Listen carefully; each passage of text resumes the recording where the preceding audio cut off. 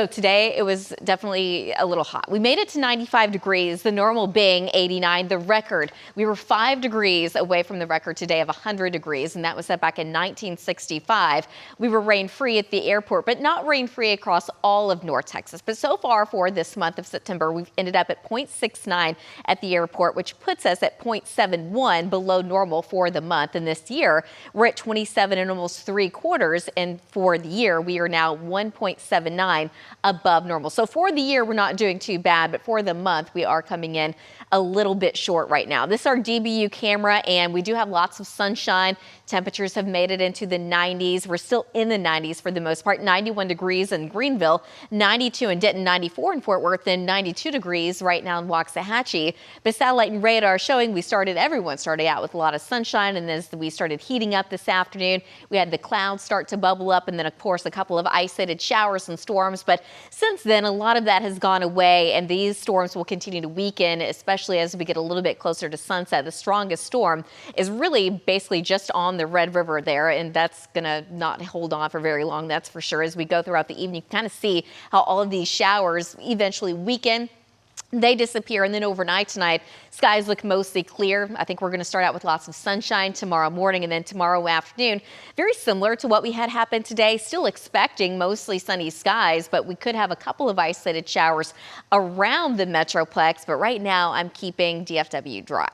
Eventually, though, we are expecting changes in the long-range weather pattern, and that does mean rain chances will eventually move in. We're looking at later this week, so Thursday evening, Thursday night. I expect this area of low pressure, a storm system, to come in from the northwest. That's going to send us at least a chance of rain and storms that evening, overnight, and into Friday. As we get into the weekend, we start to dry out, but this extended area of long pressure, or this trough off to the east, that's going to continue to shove this ridge of high pressure out to the west.